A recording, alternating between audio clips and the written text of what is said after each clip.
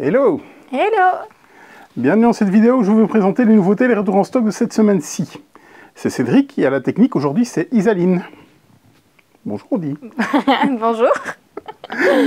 On commence par les précos. Alors en préco on a Nucleum et Food Chain. Alors Nucleum, c'est pas comme s'il y avait une omerta mais une terrible opacité sur ce jeu. Board and Die ça fait très peu de pub, a lâché très peu d'infos sur ce jeu.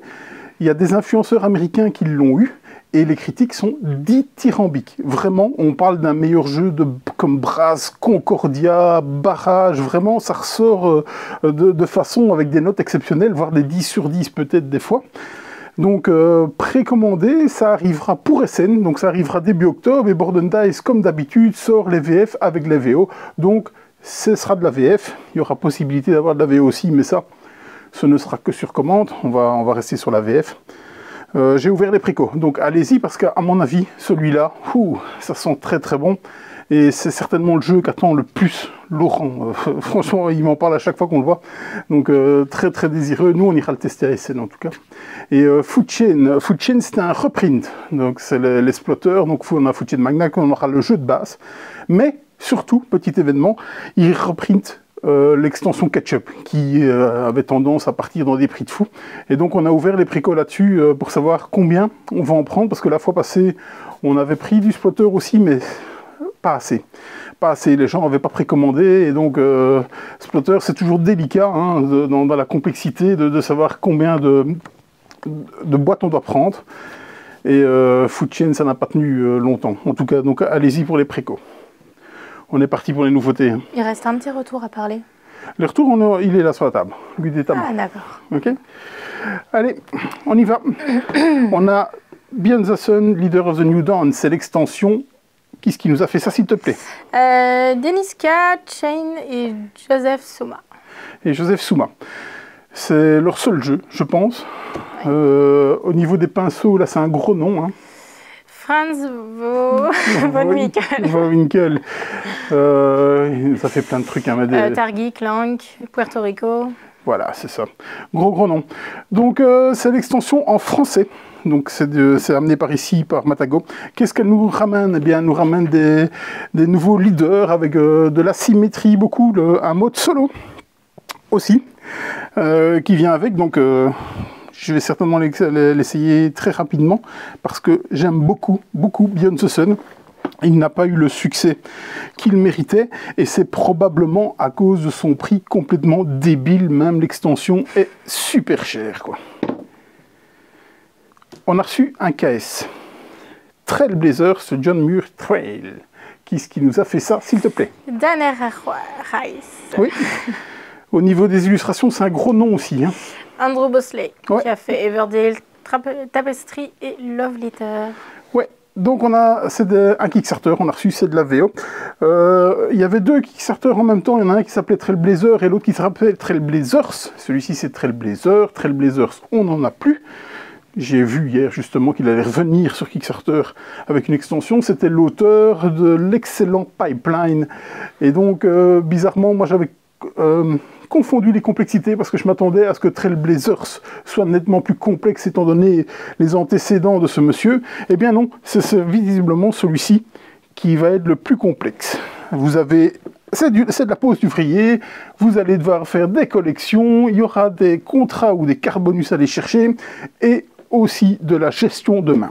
C'est un pledge all-in qui nous reste, parce que les boîtes simples sont déjà parties, étaient réservées en préco. Et dans ce pledge all-in, qu'est-ce qu'on va avoir? On va avoir le playmat qui va avec, le jeton premier joueur, une paire de boots, et une extension qui n'avait pas été débloquée dans les stretch goals. Donc ils l'ont mis avec, donc c'est une extension carte dans les stretch goals. On a reçu des nouveaux inserts aussi. Et c'est pour la série de tout ce qui est la série rouge, enfin les grosses boîtes en fait. Donc il y avait déjà des inserts pour les petites boîtes de vicomte, de paladin, d'architecte, du royaume de l'Ouest bien entendu. Et ici c'est les inserts pour les big box. Donc vous avez vicomte, vous avez architecte Et vous avez Paladin. Donc si vous avez la Big Box, bien vos inserts, si vous aviez des inserts pour la petite boîte, ben, c'était un peu compliqué. Et bien donc on a rentré les inserts pour les Big Box et c'est du Folded Space. Le button shy du jour, c'est convoyeur très spatial, avec le jeu de mots qui va avec. Qui nous a fait ça, s'il te plaît? Lucas Gentry. Ouais, qui nous a illustré ça? Sarah Beauvais, Marty Cobb et Daniel Lido qui ont fait button shy. Les button shy, bien entendu, ça travaille en interne chez eux. C'est du solo, celui-là 8+, donc vous allez devoir gérer votre vaisseau spatial, vous allez devoir l'améliorer, donc augmenter ses capacités de stockage parce que vous allez devoir stocker de plus en plus de choses, à les acheter aussi ces choses, donc il va y avoir une gestion de vos crédits qui va avec. Et avec des cartes qui vont tourner en fait, et à chaque fois que les cartes tournent, eh bien, votre vilain risque de se attraper de la force ou dégraisser. Lui, par contre, une fois qu'il arrive à 0, eh bien, à ce moment-là, vous aurez peut-être perdu la partie. Donc, il va falloir essayer de le devancer et essayer d'acheter, j'ai oublié le nom de la ressource qu'il fallait, mais il en faut 2 pour gagner. C'est une ressource qui coûte très très cher, c'est 20 méga crédits, alors que vous commencez avec 3 méga crédits. Donc, c'est un système de marché. Vous allez devoir acheter des ressources, les vendre au bon moment, vous allez subir des événements, parce qu'il y a des événements qui seront positifs et négatifs. Donc, button shy, comme toujours, à peu près 18 cartes à chaque fois, et à chaque fois vous avez un jeu différent. Et donc c'est la gamme solo qui vient encore s'étoffer. Cette gamme solo qui est tirée pour moi par Au Griffon Fonfon, qui est certainement le meilleur, à mes yeux, en effet. Je vous en parlais dans des précédentes vidéos. On a reçu Motor City. Qui est-ce qui nous a fait ça, s'il te plaît? Adam Hill, Ben Pinchback, Matt Riddle. Et Matt Riddle, c'est un Roll and Write. C'est Motor City. Donc, je vous le disais, on avait reçu déjà les versions Kickstarter de Motor City. Et puis, comme à chaque fois, comme ils ont fait avec Three Sisters, par exemple, ça arrive chez nos grossistes. Et ici, je ne comprenais pas. Donc, je le voyais chez mon grossiste allemand, chez mon grossiste belge, bien sûr, chez mon grossiste anglais. Et je ne comprenais pas parce que sur Kickstarter, il était à une trentaine d'euros à la vente. Et ici, si nous, on voulait l'acheter chez les grossistes, il était bien plus cher que 30 euros.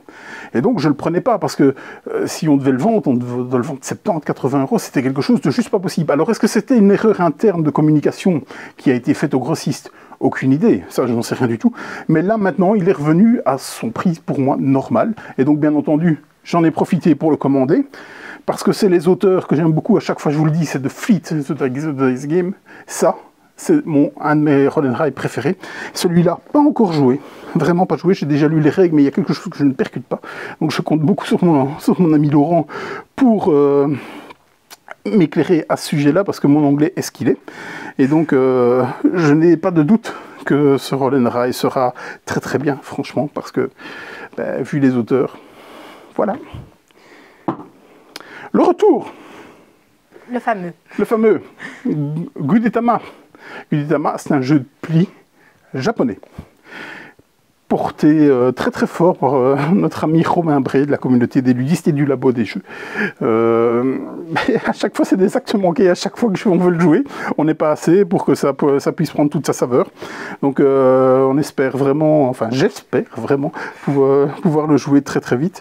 Parce que rien que le design me donne envie d'y aller, moi personnellement. Donc, il est revenu. On en a de nouveau rentré. On n'a pas rentré 50 000. Donc, dépêchez-vous. Voilà, c'était la dernière de cette saison, parce que ici, ce week-end-ci, c'est la braderie à Jean-Blou, donc il va y avoir des conditions sur tout le magasin. Venez nous voir, hein, ça va être sympa, parce qu'après la braderie, on ferme, on va prendre un peu de vacances. On ferme pour Ludie Corner, pas de vacances pour Golden Meeple. Donc Ludie Corner s'arrête, on recommencera fin août, et Golden Meeple poursuivra son bonhomme de chemin pendant ses congés. Qu'est-ce que j'ai noté que je devais dire? Dis-moi. Red Building Seattle. Oui, on a reçu le tracking et donc il va arriver au dépôt. Il sera là demain, samedi, ici au magasin. Donc on a normalement livré nos Rebuilding Seattle. Excellent jeu, un gros coup de cœur pour moi. Ça fait des semaines qu'on me dit qu'il va arriver. Et ça y est, cette fois-ci, j'ai pris la facture et j'ai pris le tracking. Cool, il va être là. On doit aussi parler de l'événement de dimanche. L'événement de dimanche, oui. il y a Ligue Pokémon qui vient, et donc on a une avant-première Pokémon. Donc il faut savoir que la sortie EV3 sort le 11 août de mémoire, et donc dimanche on aura déjà un tournoi d'avant-première. Donc bien entendu il faudra acheter un kit d'avant-première et le jouer ici. Les aficionados de Pokémon savent très bien de quoi je parle. Événement Pokémon. Et de la nouvelle gamme. De Nouvelle gamme. Des nouvelles gammes, oui. J'ai pris des contacts, donc maintenant le magasin commence à attraper un peu d'âge. On voit vraiment les clientèles spécifiques, avec les demandes spécifiques, et on va travailler à renforcer la gamme enfant et à renforcer la gamme familiale. Donc on est des forts spécialisés dans les Kickstarter et dans les jeux de stratégie.